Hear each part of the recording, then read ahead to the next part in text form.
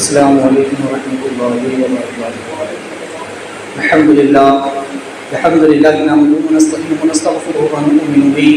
ونعوذ باللہ من شرور انفسنا ومن سیئات اعمالنا، من یهده اللہ فلا مضل له ومن یضلل فلا هادی له، ونشهد ان لا اله الا اللہ وحده لا شریک له ونشهد ان سيدنا ومولانا محمدا عبده ورسوله، وقد قال الله تبارک وتعالى في القرآن المجيد والفرقان الحميد: اعوذ باللہ من الشیطان الرجیم، بسم اللہ الرحمن الرحیم، اتتركون فيما هاهنا آمنين في جنات وعيون وزروع ونخل طلعها هضيم، صدق الله العظيم وبلغ رسوله النبي الامين النبي الكريم، لمن الشاهدين والشاكرين والحمد لله رب العالمين۔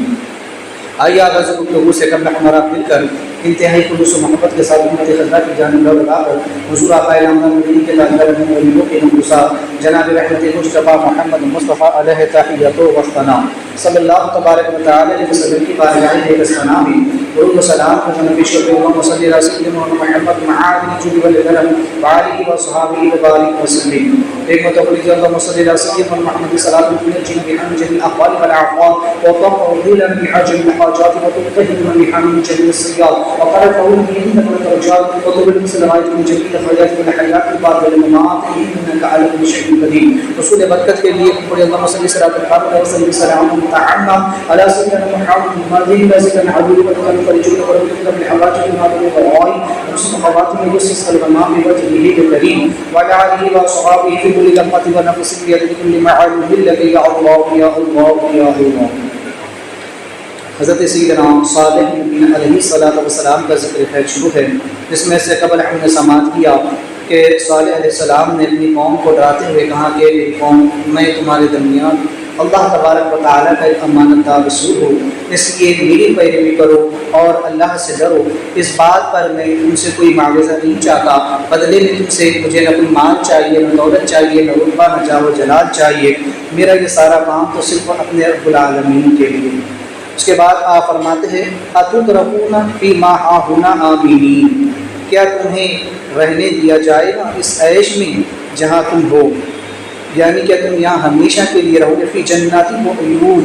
یہاں کے باغات میں اور چشموں میں، وزروع ونخل طلعها هضيم، اور یہاں کے کھیتوں اور کھجوروں کے درختوں میں جن کے شگوفے بڑے نرم اور نازک ہیں۔ تو ایک اور آگے بات اور کہی گئی وَتَنْحِتُونَ مِنَ الْجِبَالِ بُيُوتًا فَارِغِينَ، اور تراشتے ہو پہاڑوں میں گھر سمتراش کی طرح۔ لہٰذا قوم سمود کو صالح علیہ السلام نے بتایا کہ اے میری قوم، تم کیا اس گمان میں کہ تمہیں موت نہیں آئے، کہ تم یہ سمجھ بیٹھے ہو کہ ان باغات میں اور ان چشموں میں اور ان کھیتوں میں اور ان پھلوں سے لدے ہوئے نخلستانوں میں، ان باغیچوں میں تم ہمیشہ رہو گے، جسے دیکھ کر تم پھولے نہیں سماتے، ان کھیتوں کو، کھلیانوں کو اور باغات کو دیکھ کر اور یہاں روا دوا چشموں کو دیکھ کر، یہاں کی سرسبز و شادابی کو دیکھ کر جو تم خوش ہوتے ہو اور پھولے نہیں سماتے ہو، کیا تم یہ گمان کرتے ہو، کیا تم یہ سمجھتے ہو کہ تم یہاں ہمیشہ کے لیے چھوڑ دے جاؤ گے اور کوئی تمہاری باز کوشش نہ ہوگی، تم اسی کے اندر ہمیشہ لطف اندوز ہوتے رہو گے، اور کیا تمہیں موت کا مزہ نہیں چکھنا پڑے گا، کیا تمہیں موت نہیں آئے گی؟ لہٰذا انہیں حضرت صالح علیہ السلام نے یہاں ایک بات یہ سمجھائی، اور دوسری یہ کہ وَتَنْحِتُونَ مِنَ الْجِبَالِ بُيُوتًا فَارِغِينَ، یعنی کہ یہ کہ جو تم یہاں پر سن تراشی کے فن میں بڑی مہارت رکھتے ہو اور جو تم نے بڑے بڑے اور عالیشان محلات بنائے ہیں، جو تم نے گرد و انواع کے لوگ تک تمہاری اس کارگری کو دیکھ کر تمہاری واہواہی کرتے ہیں اور دور دور تک تمہارے چرچے ہوتے ہیں، تو لہٰذا ایسی چیز، ایسی دنیا پرستی جس میں تم مشغول ہو چکے ہو اور تم یہ خیال کر بیٹھے ہو تو گویا تمہیں موت نہیں آنی ہے، تو لہٰذا یہ دنیا اور اس دنیا نے فنا ہونا ہے، اس دنیا نے ختم ہونا ہے، یہ سب دنیا کی چیزیں ہیں جس پر تم فارفتہ ہو رہے ہو۔ لہٰذا چونکہ روایت میں آتا ہے کہ قوم صالح نے، یعنی صالح علیہ السلام کی جو قوم ہے، قوم سمود نے جو ہے تو 2000 مرتبہ جو ہے تو 2070 محلات جو ہے انہوں نے تعمیر کیے تھے، کہاں پر؟ پہاڑوں کے اندر، یعنی کہ پہاڑوں کو تراش کر یہ لوگ جو ہے تو وہاں پر محل بنایا کرتے تھے، عالی شان قسم کے رہنے کے لیے گھر بنایا کرتے تھے۔ لہٰذا 2070 مکانات انہوں نے تیار کیے، جس کے سبب سے اللہ تبارک و تعالیٰ نے ان کی اس صفت کا یہاں پر ذکر کیا کہ تمہیں یہ جو صفت دی گئی اور یہ تمہیں جو صلاحیت دی گئی کہ پہاڑوں کو تراش کر تم ان میں عالیشان قسم کے محل بناتے ہو۔ یہاں پر ایک چیز سمجھ لیجئے کہ قوم ہود اور قوم ثمود، جیسا کہ میں نے بتایا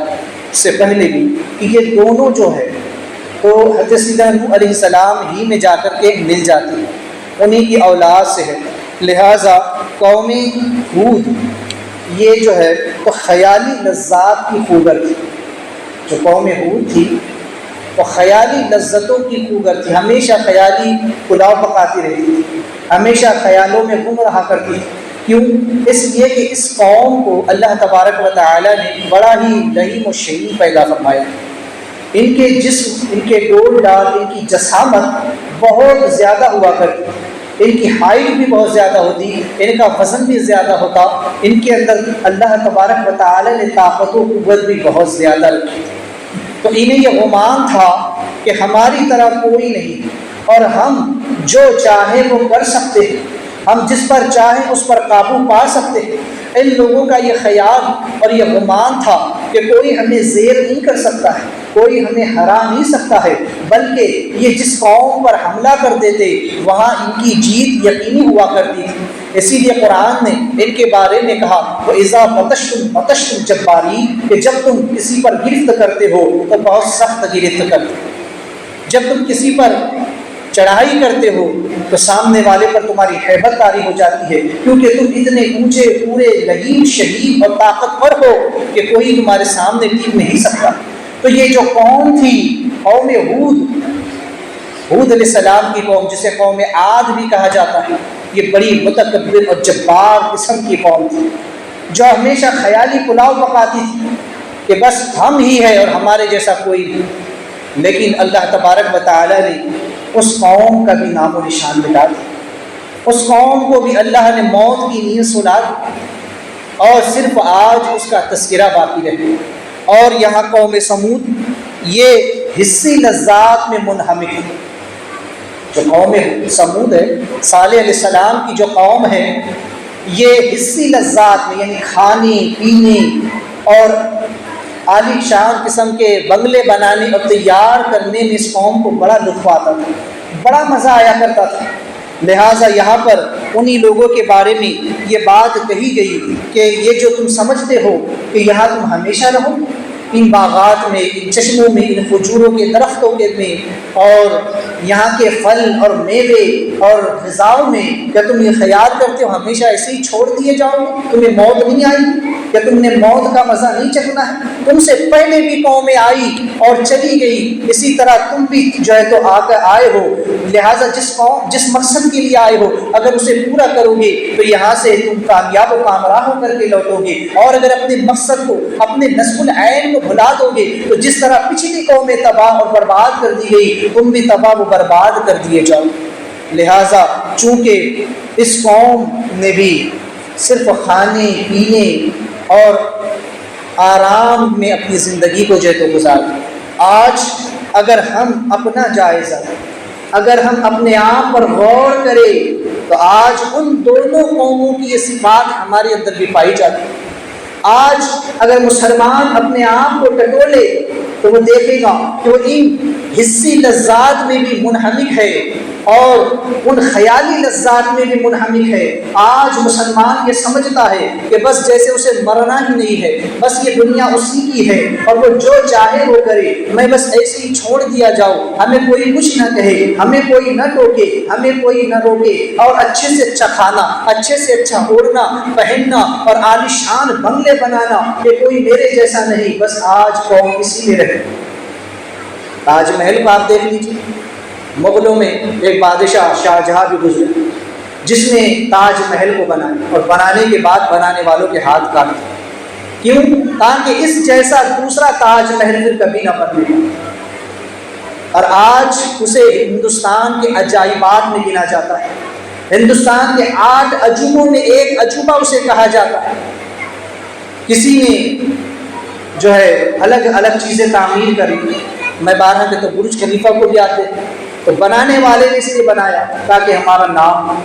لیکن تو یہ بھول گیا کہ مرنا ایک دن، یہ دنیا ہے اور اس دنیا نے ختم ہونا ہے، اس دنیا نے فنا ہونا ہے، یہ ساری چیزیں، یہ ساری لذات ختم ہونے والی ہے۔ اور آقا علیہ السلام فرماتے ہیں کہ لذتوں کو توڑنے والی شے یعنی موت کو کثرت کے ساتھ یاد کرو۔ جب انسان اپنی موت کو یاد کرے گا تو وہ دنیا کی ان حسی لذتوں سے، ان خیالی لذتوں سے باہر آئے گا۔ اسے ہمیشہ جب اپنی موت یاد رہے گی تو وہ جانے گا کہ مجھے مرنا ہے، تو وہ پھر ان چیزوں سے دور ہوگا۔ لیکن افسوس کہ آج کا مسلمان انہی قوموں کی روش پر چل رہا ہے۔ آج ہم نے بھی اچھے سے اچھا کھانا پینا، اوڑھنا پہننا، رہنا اور خیالی پلاؤ پکانا، یہ کر لیں گے، وہ کر لیں گے، ایسا کر لیں گے، مستقبل میں یہ کر لیں گے، ایسا گھر لوں گا، ایسا بنگلہ بناؤں گا، اتنی دولت کماؤں گا، یہ بزنس بھی کر لوں، یہ بھی کر لوں۔ گویا کہ ہر چیز پر وہ ہاتھ رکھنا چاہتا۔ تو آج ہم بھی دنیا میں اتنے منہمک ہو چکے، اور یہ دنیا جس کے بارے میں قرآن نے کہا کل متاع دنیا قلیل، دنیا کا ساز و سامان بہت تھوڑا ہے، یہ دنیا فنا ہونے والی چیز ہے۔ آئیے روایت میں ایک روایت آپ کے سامنے رکھوں کہ اللہ کے رسول صلی اللہ تبارک و تعالی علیہ وسلم کا گزر ایک مردہ بکری پر سے ہوا۔ ایک گندگی کے ڈھیر پر مری ہوئی بکری پڑی تھی جو کہ سڑ رہی تھی، اس سے بدبو آ رہی تھی۔ آقا علیہ السلام جب وہاں سے گزرے تو آپ نے صحابہ کرام سے فرمایا کہ یہ بکری یہ اپنے مالک کو پسند نہیں ہے جو اس نے یہاں لا کر پھینک دیا؟ تو صحابہ نے کہا یا رسول اللہ، جب تک وہ زندہ تھی تب تک اپنے مالک کو پسند تھی، اب وہ مر گئی ہے، وہ سڑ رہی ہے، اس سے بدبو آ رہی ہے، تو کوئی اسے رکھنا کیوں گوارا کرے؟ اس لیے اس کا مالک اسے یہاں کوڑا دان پر پھینک کر کے چلا گیا ہے، اسے گندگی کے ڈھیر پر ڈال کر کے چلا گیا ہے، اب اسے اس سے کوئی محبت نہیں ہے۔ جب تک وہ بکری زندہ تھی تب تک وہ اس سے محبت کرتا تھا، اس سے انسیت رکھتا تھا، اس سے نفع پاتا تھا، اس سے فائدہ حاصل کرتا تھا۔ اب جب وہ مر گئی ہے اور وہ سڑ رہی ہے، اب اس سے بدبو آ رہی ہے، تو وہ اسے کیوں دوست رکھے گا، وہ اس سے کیوں محبت کرے گا؟ وہ تو اسے یہاں پھینک کر کے چلا گیا ہے۔ آقا علیہ الصلوۃ والسلام فرماتے ہیں کہ باخدا دنیا کا یہی حال ہے۔ اللہ کے نزدیک دنیا، اس اللہ کے نزدیک یہ دنیا اس بکری سے زیادہ مردار ہے اور اس بکری سے زیادہ بدبودار ہے، جس طرح اس کا مالک اسے یہاں پھینک کر کے چلا گیا ہے۔ رب تبارک و تعالیٰ نے جب سے اس دنیا کو پیدا فرمایا ہے کبھی اس کی طرف نظر رحمت سے نہیں دیکھا۔ اگر اس دنیا کی اہمیت اللہ کے نزدیک مچھر کے پر کے برابر بھی ہوتی تو اللہ کافروں کو ایک گھونٹ پانی بھی نصیب نہ فرماتا۔ تو یہ دنیا ہے، لہٰذا فرمایا کہ دنیا مومن کے لیے قید خانہ اور کافر کے لیے جنت۔ یہاں تو وہ لوگ عیش کر لیں، یہاں تو وہ لوگ آرام سے اپنی زندگی کو بسر کر لیں، لیکن ایک مومن کو، ایک مسلمان کو چاہیے کہ وہ اس دنیا کو میں کس طرح زندگی بسر کرے۔ جیسے ایک مسافر جب کہیں نکلتا ہے تو جس طرح وہ سفر پر جاتا ہے، ایک مومن کو چاہیے اپنی زندگی اس دنیا میں ایک مسافر کی طرح گزارے۔ امام محمد غزالی رحمۃ اللہ تعالی علیہ نے ایک بہترین مثال اس کی جو تو بیان فرمائی۔ آپ فرماتے ہیں کہ جس طرح سے ایک بڑا کوئی جہاز ہو جس پر بہت سارے مسافر سوار ہوں اور وہ اس پہ سوار ہو کر کسی منزل کی طرف چل پڑے، لیکن راستے میں کئی قسم کے جو ہے تو انہیں پریشانیوں کا سامنا کرنا پڑتا ہے۔ پہلے جو سفر ہوا کرتے تھے وہ سمندر کے سفر ہوا کرتے تھے، بحری جہاز ہوا کرتے تھے، سمندر میں چلنے والے بڑے بڑے جہاز اور کشتیاں ہوتی تھیں۔ لہٰذا فرماتے ہیں کہ جس طرح ایک بڑے جہاز میں کئی لوگ سوار ہیں اور پھر وہ کشتی، وہ جہاز اپنی منزل کی طرف روا دوا، راستے میں کئی منزلیں آئی، کئی مقامات آئے، وہاں سے وہ گزرتے گئے اور پھر ایک مقام ایسا آیا، ایک جزیرہ ایسا آیا کہ جہاں پر کشتی کے ملاح نے یہ کہا کہ یہاں کچھ دیر گزار لی جائے، یہاں تھوڑی دیر ٹھہر لیا جائے، لوگ اپنی حاجتیں پوری کر لے، جس کو کچھ کرنا ہو، جس کو حاجتوں سے فارغ ہونا ہو، وہ تھوڑی دیر کے لیے یہاں کشتی ٹھہرے گی، اپنی ضرورت سے فارغ ہو کر کے وہ آ جائے۔ لہٰذا جب کشتی کنارے پر لگا دی گئی اور تمام مسافر اتر پڑے اور جب وہ اس جزیرے میں پہنچے تو وہاں انہوں نے دیکھا کہ یہاں تو بڑے اعلیٰ قسم کے باغات ہیں، یہاں پر بڑے بڑے پیڑ اور باغات لگے ہوئے ہیں جس پر پھل پھول لگے ہوئے ہیں، یہاں کی آب و ہوا بڑی اچھی ہے، یہاں کا پانی، یہاں کا چشمہ بڑا میٹھا ہے۔ وہ لوگ اس میں گم ہو گئے، اس میں منہمک ہو گئے اور جو ہے وہیں پر وہ ٹھہر گئے۔ کچھ لوگ وہ تھے جو فوراً اپنی ضرورت سے فارغ ہو کر کے چلے آئے اور آ کر انہوں نے کشتی کی پہلی منزل میں اپنا جو ہے تو قیام کر لیا۔ کچھ لوگ وہ تھے جو دیر سے آئے اور بعد میں آنے کے سبب انہیں نیچے کی منزلوں میں جگہ مل گئی، لیکن کچھ لوگ وہ تھے کہ جو اسی جزیرے میں رہ گئے اور وہاں سے لوٹ کر کے نہیں آئے، یہاں تک کہ کشتی وہاں سے چلی گئی اور وہ لوگ اسی میں منہمک ہو گئے۔ جب لوٹ کر کے آئے تو دیکھا کہ کشتی تو جا چکی اور وہ لوگ پھر وہیں پر رہ گئے اور وہیں پر جو ہے تو اسی طرح سے ان کی موت ہو گئی اور ان کو کچھ فائدہ حاصل نہ۔ کہتے ہیں کہ یہی حال ہے، یہ دنیا ایک سفر کی طرح ہے اور یہ زندگی جو ہے یہ گزر رہی ہے کشتی کی طرح، اور یہ روح اس کے اندر بیٹھی ہوئی ہے اور یہ عمر اس کا جو ہے تو ایک سفر ہے جو یہ طے کر رہی ہے۔ لہٰذا جس نے اپنے آپ کو پہچان لیا اور جان لیا کہ میں نے یہاں آیا کس لیے ہوں، مجھے کتنی دیر کے لیے یہاں ٹھہرنا ہے، اپنی ضرورت سے فارغ ہونا ہے اور فوراً اپنے کام میں مشغول ہو جانا ہے۔ جس طرح وہ لوگ کہ جنہوں نے کشتی سے اتر کر فوراً اپنی ضرورتوں سے فارغ ہو کر کشتی میں آ کر سوار ہو گئے، اسی طرح وہ لوگ عقل مند ہیں جو اس دنیا میں آئے ہیں اور آنے کے بعد انہوں نے اپنے مقصد کو سمجھا ہے کہ ہم دنیا میں بھیجے کس لیے گئے ہیں، ہمیں اللہ نے پیدا کس لیے کیا ہے۔ وما خلقت الجن والانس الا لیعبدون، کہ اللہ نے انسان کو اور جنوں کو اپنی بندگی کے لیے پیدا کیا ہے۔ ہم دنیا میں ایک مسافر کی طرح آئے ہیں، اس لیے وہ صرف ایک ضرورت کے طور پر اپنی زندگی کو گزارتے ہیں اور باقی اپنا سارا وقت جو ہے تو وہ عبادت و ریاضت میں گزار دیتے ہیں۔ آ کر وہ مسلوں کی کشتی پر سوار ہو جاتے ہیں کہ ہمیں اپنے رب کی بندگی کرنی ہے، رب کو راضی کرنا ہے۔ لیکن جو لوگ اس دنیا میں منہمک ہو گئے، جو لوگ اس دنیا میں جو ہے کھو گئے اور دنیا دنیا دنیا دنیا کا مال کمانا، دنیا کی حرص اور طمع اور لالچ نے انہیں اس قدر اندھا بہرا اور گنگا کر دیا کہ پھر یہ بھول گئے کہ انہیں مرنا ہے، انہیں مر کر کے جانا ہے۔ اس لیے یہ لوگ پھر ان کے بارے میں قرآن نے کہا الحاکم التکاثر حتی زرتم المقابر، تمہیں غافل کر دیا دنیا کے مال نے یہاں تک کہ تم نے قبروں کا منہ دیکھا۔ تو یہ دنیا ہے جو انسان کو برباد کرتی ہے۔ آقا علیہ الصلوۃ والسلام فرماتے ہیں کہ دنیا اس کا گھر ہے جس کا کوئی گھر نہ ہو، اور یہ اس کا مال ہے جس کا کوئی مال نہ ہو۔ کوئی بے وقوف ہی ہوگا جو اسے جمع کرتا ہے، وہ بڑا بے وقوف ہے جو دنیا کو جمع کرتا ہے، اور وہ بے علم ہی ہے جو اس کے لیے جھگڑتا ہے۔ جو جاہل ہوگا وہی دنیا کے لیے جھگڑے گا، دنیا کے لالچ، دنیا کے عیش، یہ میرا وہ تیرا، جھگڑے فساد شروع ہو جاتے ہیں۔ نا سمجھ ہی اس کے لیے دشمنی اور حسد پالتے ہیں۔ جو لوگ نا سمجھ ہوتے ہیں وہی لوگ دنیا کے لیے حسد، اس کو اتنا کیوں مل گیا، اس کو اتنا کیوں دیا، مجھ کو اتنا کم کیوں، پھر دشمنیاں کرنا، یہ نا سمجھ لوگوں کا معاملہ ہے۔ اور بے یقین ہی اس کے حصول کی کوشش کرتا ہے۔ جس کو اللہ تعالیٰ پر یقین، اللہ کی ذات پر یقین ہو کہ بے شک اللہ ہی رب العالمین ہے اور وہی رزاق ہے، وہی خلاق کائنات ہے، اسی نے کھلانا پلانا موت دینا ہے، میرا رزق لکھا جا چکا ہے، تو کیوں نہ میں اس کی بندگی کر کے اپنا وقت برباد نہ کروں، اپنا وقت میں کامیاب بنا لوں اس کی بندگی کر کے، اپنے وقتوں کو بیکار میں ضائع نہ کروں، روزی اس نے دینا ہے، اس نے جو ہے تو یہ وعدہ فرمایا ہے۔ تو لہٰذا وہی لوگ عقل مند ہوتے ہیں جنہیں اپنے رب کی ذات پر یقین ہوتا ہے، جو بھی یقین ہوتے ہیں وہ سوچتے ہیں ادھر سے بھی کما لوں، یہ بھی کر لوں، وہ بھی کر لوں۔ یاد رکھیں دنیا کمانا برا بھی نہیں، رزق حلال کمانا بھی عبادت ہے، مگر اتنا کمائے کہ انسان کی ضروریات پوری ہو جائے، اتنا کمائے کہ وہ کسی کی دوسرے کی ضرورتوں کو پورا کر سکے۔ ہر انسان کے اعتبار سے کمانے کی کیفیتیں ہوتی،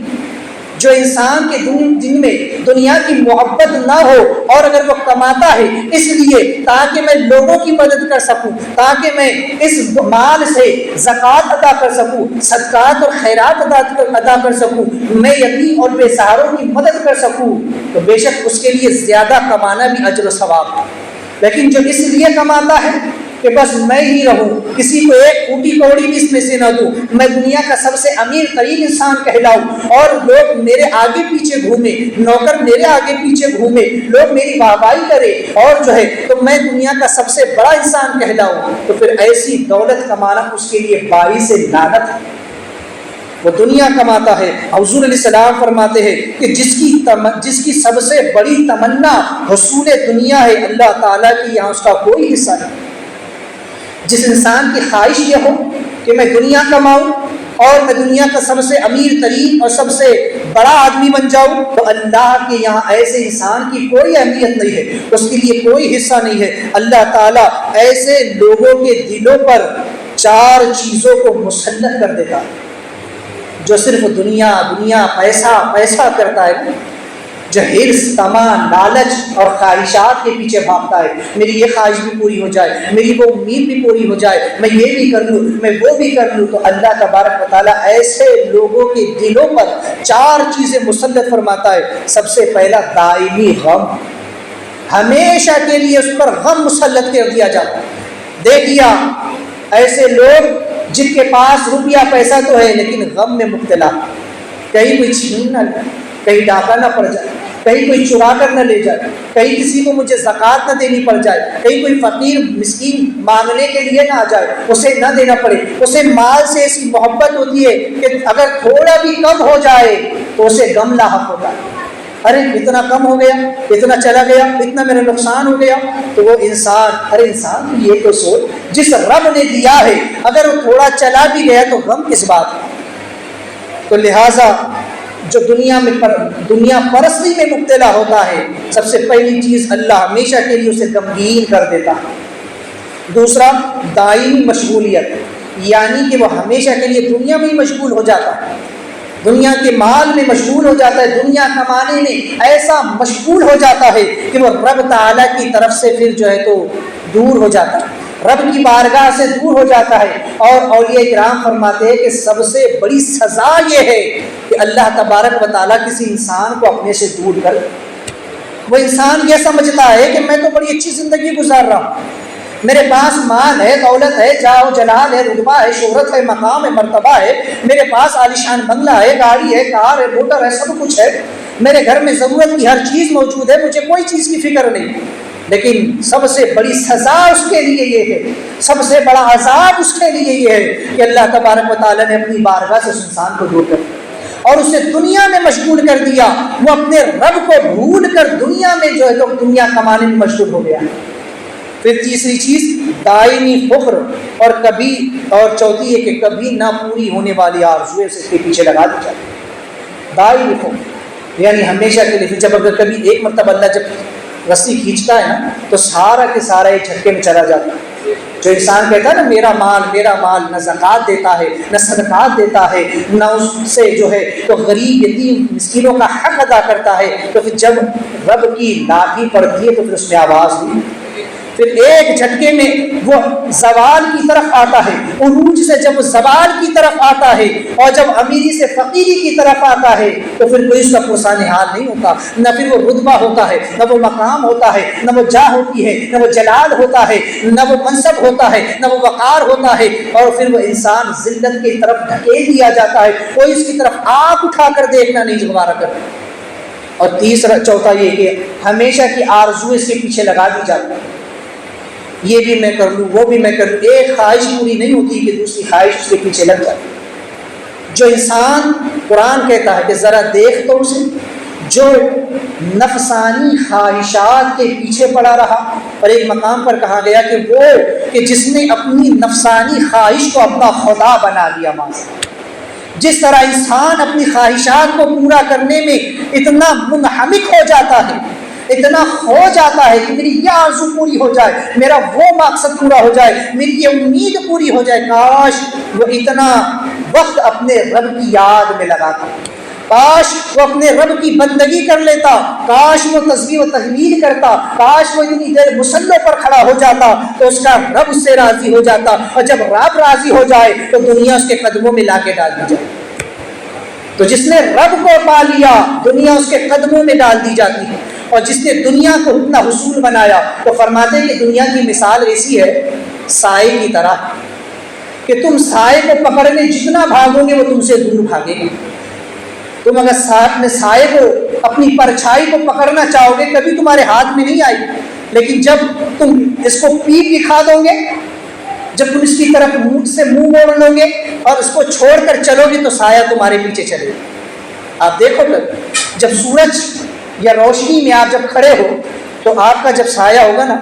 تو اگر آپ اس کی طرف، روشنی کی طرف اگر آپ کی پیٹھ ہو اور سایہ آپ کا آگے پڑتا ہو تو آپ سایہ کو پکڑنے کے لیے چلیے، سایہ آپ کے آگے آگے چلے گا، لیکن جب روشنی آپ کے پیچھے سے ہو اور سایہ آپ کے جو تو پیچھے ہو، آپ آگے آگے چلتے جائیے، سایہ آپ کے پیچھے پیچھے چلتا جائے۔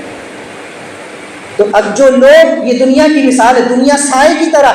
جتنا اس کے پیچھے بھاگو گے یہ اتنا آگے بھاگی، اور جتنا اس سے منہ موڑو گے دنیا خود چل کر کے پیچھے آئی۔ تو لہٰذا اسی لیے فرمایا گیا کہ دنیا میں جو انسان منہمک ہو جاتا ہے تو پھر اللہ تبارک و تعالیٰ اسے ہمیشہ کے لیے اسی میں مشغول کر کے رکھ دیتا ہے۔ حضرت سیدنا ہود علیہ السلام نے فرمایا واتقوا اللہ واطیعون، بس اللہ سے ڈرو اور میری اطاعت کرو، ولا تطیعوا امر المسرفین الذین یفسدون فی الارض ولا یصلحون۔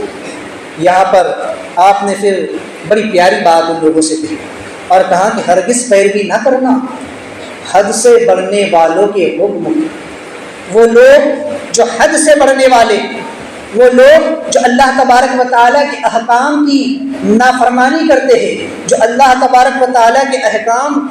سے منہ موڑتے ہیں، ایسے حد سے بڑھنے والے لوگوں کا حکم مت مانو۔ الذین یفسدون فی الارض ولا یصلحون، جو فساد برپا کرتے ہیں زمین میں اور اصلاح کی کوشش نہیں کرتے۔ آپ دیکھیں کہ سماج میں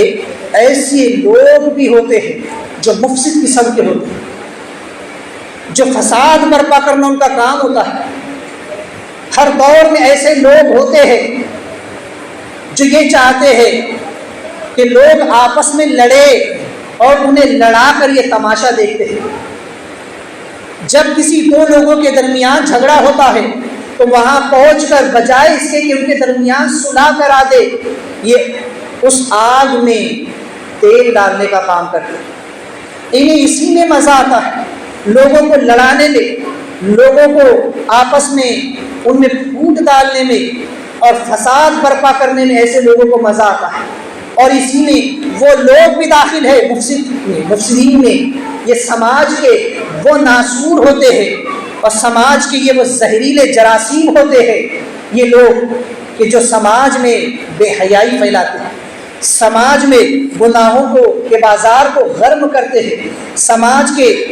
غریب اور پسماندہ طبقات کے لوگوں کا مذاق اڑاتے ہیں۔ یہ وہ لوگ ہوتے ہیں کہ جو کبھی نہیں چاہتے کہ کوئی غریب ہمارے برابر میں آ کر کے کھڑا ہو۔ یہ وہ لوگ ہوتے ہیں جو غریبوں پر اپنا حکم چلانا چاہتے ہیں۔ یہ وہ لوگ ہوتے ہیں جو اصلاح کرنے والوں کے پیچھے پڑ جاتے ہیں۔ جب سماج میں کوئی انسان قوم کو بے رہنمی کا شکار ہونے سے روکتا ہے اور قوم کو سیدھی راہ دکھانا چاہتا ہے تو یہ اس کے پیچھے پڑ جاتے ہیں اور کہتے ہیں یہ تو پاگل ہے، یہ تو باپ داداؤں کی رسموں کو مٹانا چاہتا ہے، یہ تو کوئی نئی بات لے کر کے آ گیا ہے، یہ تو مولوی نئی باتیں کرتے ہیں، یہ مولانا لوگ تو جھگڑے فساد کی باتیں کرتے ہیں۔ یہ وہ لوگ ہوتے ہیں جو اماموں کے پیچھے پڑتے ہیں، جو مولویوں کے پیچھے پڑتے ہیں، جو مؤذنوں کے پیچھے پڑتے ہیں، جو اصلاح کرنے والوں کے پیچھے پڑ جاتے ہیں، جو سماج میں سدھار کرتے ہیں، ایسے لوگوں کے پیچھے پڑتے ہیں۔ کیوں؟ کیونکہ ان کا مقصد ہی یہی ہوتا ہے کہ سماج میں فساد پیدا ہو، سماج میں بگاڑ کردار پیدا ہو.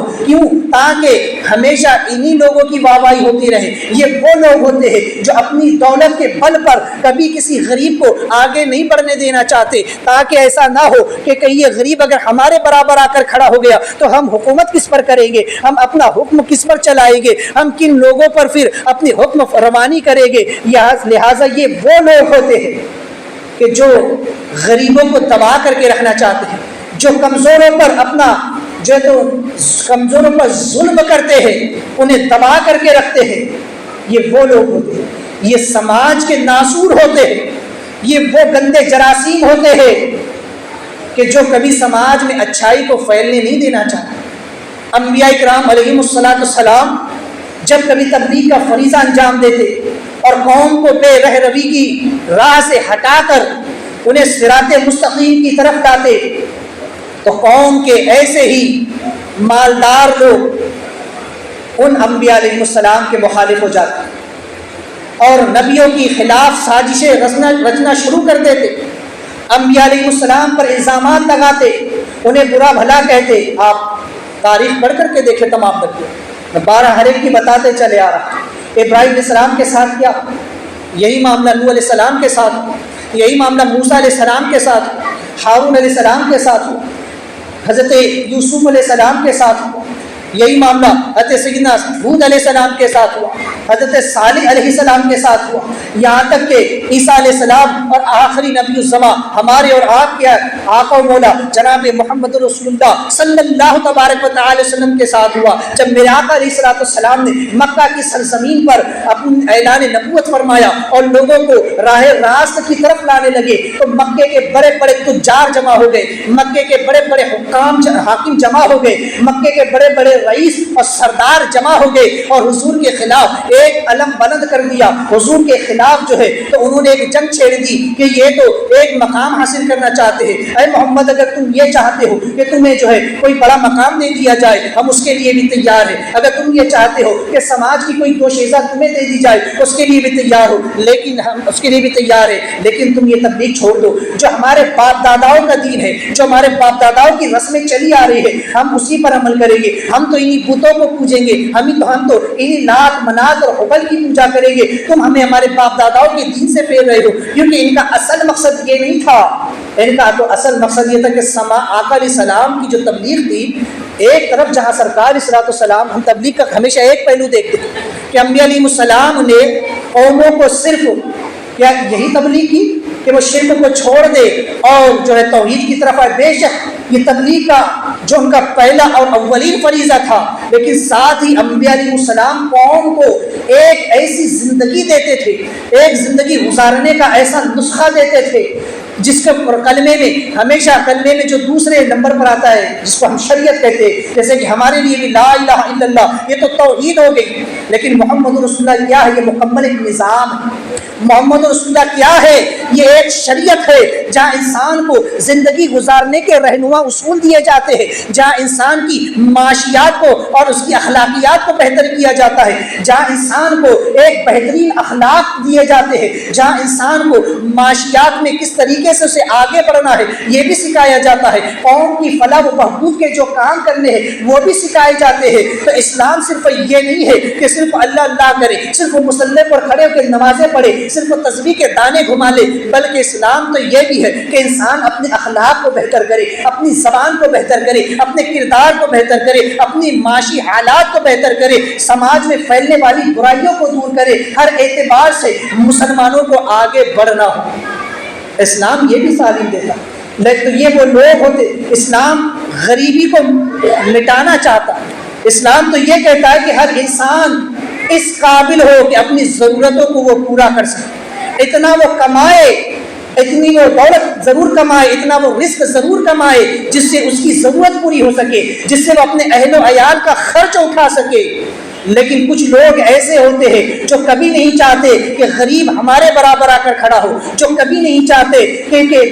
غریب جو ہے تو ہماری برابری کرے. کوئی مولانا، کوئی عالم یا کوئی مؤذن یا کوئی غریب یا کوئی ایسا انسان تب سماج کا جب کوئی دوسرا کام کرنا چاہتا ہے تو لوگ اس کو تنقید کا نشانہ بنا دیتے. اس سے جلن بغض اور حسد کرتے ہیں، کیوں؟ کہیں ہمارے برابر اگر کھڑا نہ ہو جائے، پھر ہم کس پر حکومت کریں گے؟ جن کی گھر میں نہیں چلتی وہ ایسے کمزوروں پر آ کر کے پھر اپنا زور آزماتے ہیں، پھر ہم کہاں جائیں گے اور کس پر اپنا زور آزمائیں گے؟ تو لہٰذا حضرت صالح علیہ السلام نے کہا کہ قوم کے جو مفسد لوگ ہیں نا، ان سے ہمیشہ دور رہو، ان کی بات مت مانو، یہ تمہیں ہمیشہ غلط مشورہ دے گی۔ اطیعوا اللہ، اللہ کی اطاعت، جو تو فتقوا اللہ، اللہ سے ڈرو، واطیعون، اور میری اطاعت کرو،